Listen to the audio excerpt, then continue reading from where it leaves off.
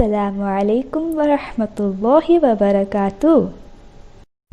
बिस्मिल्लाहिर्रहमानिर्रहीम।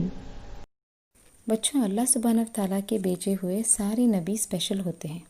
उनको अलग अलग लोगों के लिए अलग अलग जगहों में अल्लाह सुब्हानहू तआला भेजते हैं। आज मैं ऐसे ही एक नबी के बारे में आपको बताने वाली हूँ।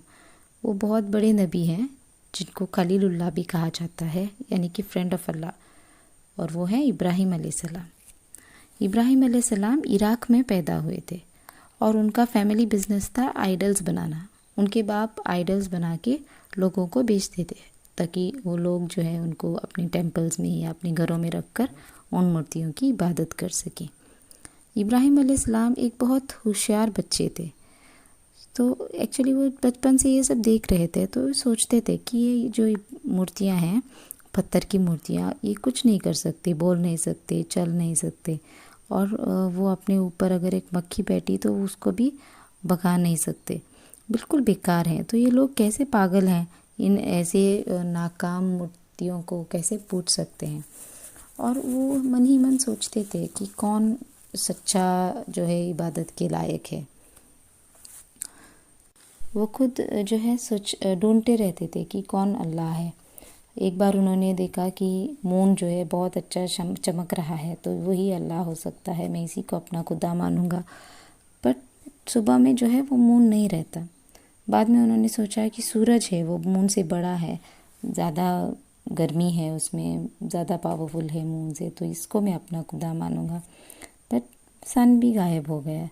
तो फाइनली इब्राहिम अलैहिस्सलाम ने सोचा कि अल्लाह जो है वो हमेशा हमेशा के लिए कुछ होना चाहिए, जो हमेशा हमेशा के लिए रहता है, या और जिसको सब चीज़ों की जो है नॉलेज है।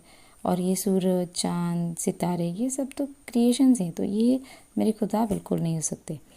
तो उन्होंने एक बार अपने बाप से पूछा कि आप ऐसे मूर्तियों को क्यों वर्शिप करते हो जो कुछ देख नहीं सकते, सुन नहीं सकते। तो उनकी ये बातें सुनकर उनके बाप को बहुत गुस्सा आया। उनका नाम अज़र था उनके बाप का।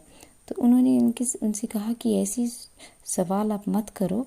बहुत डांटा उनको, क्योंकि लोग भी बहुत गुस्सा करेंगे उनके ऊपर। आपको ऐसे लोगों के भगवान जिनको लोग मानते हैं, आप उनको ऐसे कुछ भी बातें किए तो लोगों को गुस्सा आएगा। इसलिए तो इब्राहिम अलैहिस्सलाम ने सोचा कि मैं ऐसे कैसे प्रूव कर सकता हूँ कि ये जो लोग पत्थरों की मूर्तियों की पूजा करते हैं ये गलत है।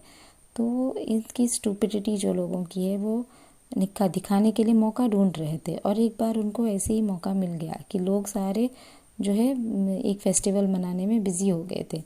तो इब्राहिम अलैहिस्सलाम चुपके से उनके टेंपल में चले गए और उन्होंने उन मूर्तियों को कहा कि आप कैसे हो, ये देखो मैं खाना लाया हूँ, मैं पानी लाया हूँ, लो आप खाओ पियो। बट मूर्तियाँ तो बिल्कुल चुप थी, क्योंकि उनके पास तो कुछ करने की काबिलियत नहीं है, तो इस नेचुरली वो कुछ नहीं किए। तो इब्राहिम अलैहिस्सलाम ने एक एक्स लिया और उन सारी मूर्तियों को तोड़ने के लिए लग गए। एट लास्ट उन्होंने सिर्फ सबसे बड़ा एक जो मूर्ति था उसको छोड़ के बाकी सब को चूर चूर कर दिया। और अपना काम ख़त्म होने के बाद में वो अपने साथ जो एक्स लेके गए थे, कुराडी जो लेके गए थे ना, वो बड़ी मूर्ति के पास रख के वहाँ से चले गए।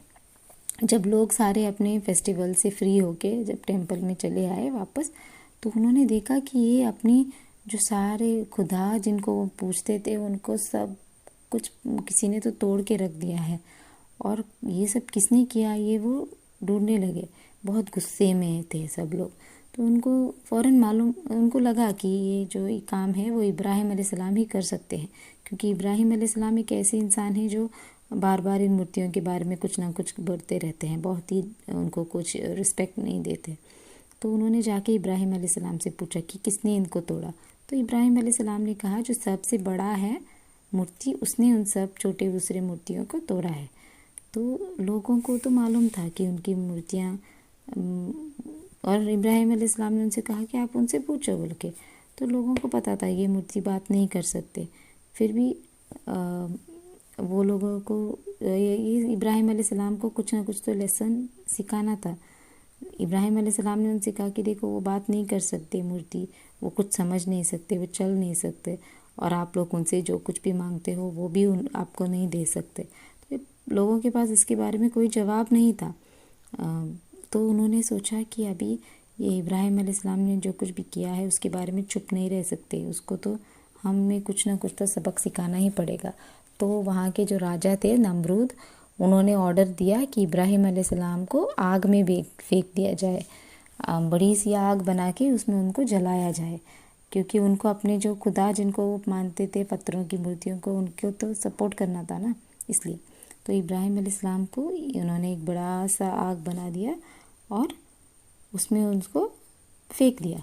बट क्या हुआ मालूम है, क्योंकि अल्लाह सुब्हानहू व तआला तो सबको हिफाजत करता है, इसलिए अल्लाह सुब्हानहू व तआला ने इब्राहिम अलैहिस्सलाम को उस आग से बिल्कुल बिल्कुल बिल्कुल सेफली निकाल दिया। कुछ नहीं हुआ, इब्राहिम अलैहिस्सलाम का एक बाल भी बाका नहीं हुआ।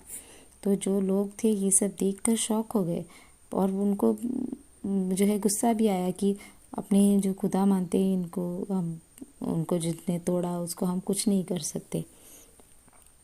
और इस तरीके से इब्राहिम अलैहिस्सलाम को अल्लाह सुब्हानहू व तआला ने सही रास्ता दिखाया और इब्राहिम अलैहिस्सलाम को अल्लाह के नबी बनाए। आपको मैंने पिछले बार जब हम हज के बारे में डिस्कस कर रहे थे तब हमने जाना था कि इब्राहिम अलैहिस्सलाम जो अपने इकलौते बेटे हैं इस्माइल अलैहिस्सलाम, उनको भी अल्लाह के हुक्म पर अल्लाह के लिए कुर्बान करने के लिए रेडी हुए थे। और उन्होंने जो है अपने उस बेटे के साथ मिलकर काबा का भी वापस काबा को भी बनाया था मक्का में। तो इब्राहिम अलैहिस्सलाम का इतना सारा कंट्रीब्यूशन है और इसीलिए वो बहुत बड़े नबी हैं। आज का लेसन इतना ही है और आपका होमवर्क है कि आप इब्राहिम अलैहिस्सलाम का नाम लिखकर अपने नोटबुक में उसको पेंट करो। जज़ाकल्लाहु खैर। अल्लाह हाफ़िज़।